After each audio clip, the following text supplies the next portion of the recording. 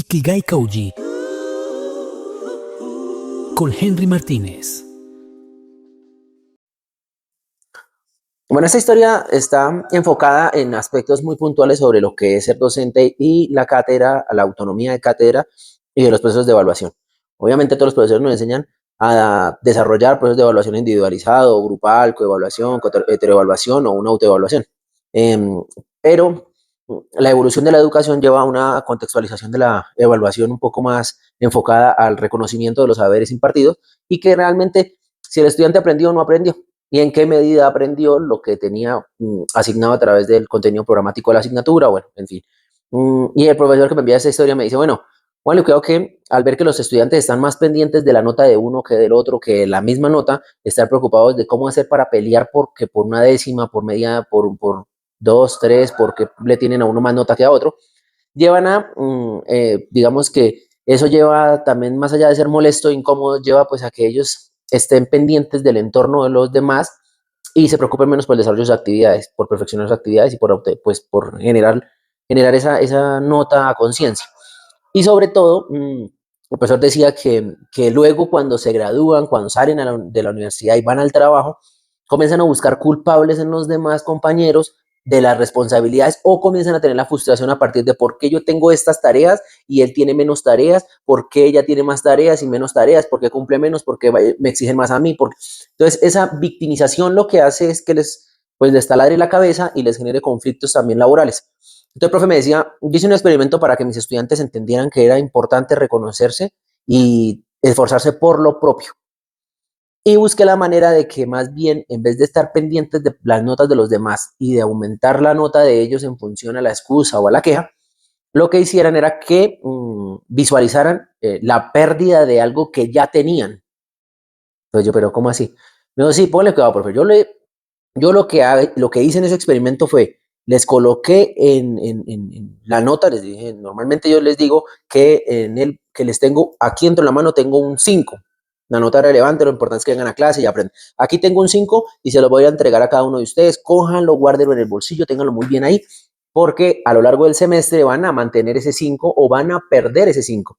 Y si van a perder, será en la medida en la que incumplan con entregas, con trabajos, con exposiciones, como en todo el mundo de actividades, y va a haber una disminución, una resta de ese 5. Entonces, si no entregan, va a bajar, va a bajar, va a bajar. Entonces, responsabilidad de ustedes. Cuiden muy bien ese 5 que les acabo de entregar. En muchos aspectos lo había hecho, en muchos momentos, esa actividad, pero llegó un punto en el que estaba dividida la evaluación del semestre. En otros espacios había sido el 100%, entonces no tenía tanto problema. Esa disminución, o sea, de disminuirles, pero con la conciencia de que era responsabilidad de ellos y no del docente, ni de sus compañeros. En otros espacios habían sido 3 momentos de evaluación en el periodo, en el semestre, y allí, donde me cuenta la historia, donde tuvo como el mayor impacto, fue donde se generó 2 periodos. Se dividió en dos periodos el semestre. Entonces, después de hacer la entrega del 5, comenzó a hacer sus actividades, a hacer sus trabajos, a programar todo, a desarrollar su clase a clase. En el primer corte, en el primer periodo en el que se registraba la nota, él registró efectivamente el 5. Nadie tuvo ninguna discusión. Bueno, salvo la discusión de los estudiantes, era que por qué todos tenían 5. Si unos ni siquiera iban a clase, o unos ni siquiera habían entregado el trabajo, o unos ni siquiera habían hecho práctica, habían ido, habían todo el tiempo pensando en por qué los demás y yo. Y yo tenía mis 5, pero yo no era porque no quisiera tener mis 5, sino era que yo no quería que ellos tuvieran el 5. Me acordé mucho con esta historia del profe de una película que se llama The Django, la recomiendo, porque es una película donde hay un negro que acaba de ser liberado de la esclavitud en la película y le dan un caballo.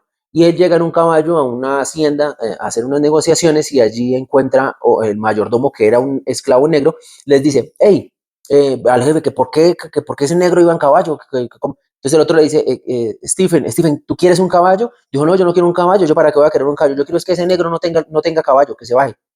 Y ese mismo ejemplo era lo que el profesor quería visualizar en su proceso, en su experimento social, de decir, ¿por qué estamos pendientes de los demás y nos preocupamos por nosotros? Venga, si 5 para todos, ese profesor le puso 5 a todo el mundo, eso es ilógico. Yo sí trabajé, yo me lo merecía, claro, yo sí, porque yo entregué todo, pero esos demás no. Entonces, porque no es justo, era la palabra. El profesor era muy enfático. los estudiantes decían, no es justo, como si tal vez tuvieran noción o leve o vaga noción de lo que se trata o de lo que conlleva la justicia. Y yo le seguía escuchando muy atento cuando él llega y decía, pero no fue lo único. Siguió el corte, como íbamos hasta el final del semestre, había era que ese 5 que tenía ahí guardadito ya lo tenían. Comenzamos a hacer trabajos, ya comenzamos a designar tareas, comenzamos a designar proyectos, procesos, exposiciones, sustentaciones, desarrollo de actividades, planos, maquetas, un montón de cosas. Y esas cosas que se iban desarrollando, pues cada un estudiante iba teniendo una nota al respecto.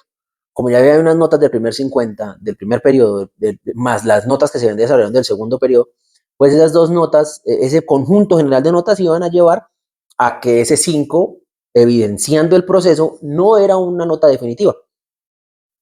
Pero los estudiantes seguían muy empecinados en que cómo era posible que un fulano, que ni a la clase había ido, que no sé qué, que porque no entregaba, y que le tuvieran la misma nota que ellos. Cuando eso ni les quitaban, ni les afectaba, ni les generaba ningún problema, el profesor seguía con sus actividades y al final, bueno, llegó, hizo un parcial, hizo una nota final, hizo un encuentro de trabajo, comenzó.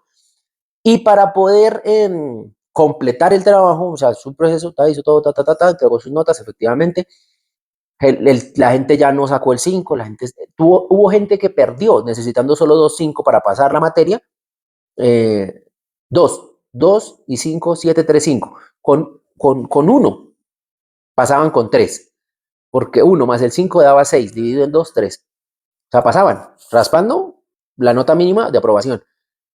Pero era porque se presentó un desinterés de que, ay, como eso nos puso 5 a todos, muy seguramente eso va a ser igual el segundo periodo y ya. Entonces ya no entregaban, ya no hacían. ¿Cómo algo que ya hemos logrado nos puede generar o desencadenar un desinterés por completo de nuestras actividades y compromisos y sobre todo de nuestras responsabilidades? Ese era el valor de lo que quería demostrar el profesor con su experimento social. Yo me quedé pensando, yo, claro, cuando compramos un carro, que luchamos mucho por comprar un carro, tenemos un carro, buf, ya tengo carro, ya no me importa. Comprar un apartamento, una casa, ya tengo casa, ya. Una cosa. Entonces estábamos por la vida, check, chuleando cosas. Ya tengo ya tengo un título profesional, ya tengo una bicicleta, ya tengo una moto, ya tengo un carro, ya tengo computador, ya tengo iPhone 17, ya tengo, ya. Y no le damos el valor real a las cosas. Uy, me pude graduar del colegio, qué emoción, me pude comprar unos zapatos, me pude comprar una moto, pude ahorrar y me compré un apartaestudio. Y el placer y la satisfacción de haberlo logrado. No, porque estamos pendientes es de, no, yo tengo ahí mi casita, pero es que el otro tiene una mansión. Yo ando ahí en una bicicleta y ahí, pero el otro yo lo veo bajar en camioneta. No, yo sí quisiera tener de pronto un televisor, pero no me alcanza para uno grande como el que compró mi primo, uno así de toda la pared, porque estamos más pendientes de los demás que de nosotros. Estamos más pendientes de cómo justificar nuestras acciones versus lo que hacen los demás. Para poder decir, ay, pero como él sí, yo no. Ay, pero él lo hizo y no le pasó nada. Nadie le dijo nada. Ese tipo de cosas nos van a llevar por el camino que nos están llevando las redes sociales y es a imaginarnos la vida de los demás olvidando vivir la nuestra. Esta historia fue patrocinada por Tree Again, un lugar donde puedes aprender idiomas y abrirte paso en el mundo. Síguelos en redes sociales y aprende un segundo idioma.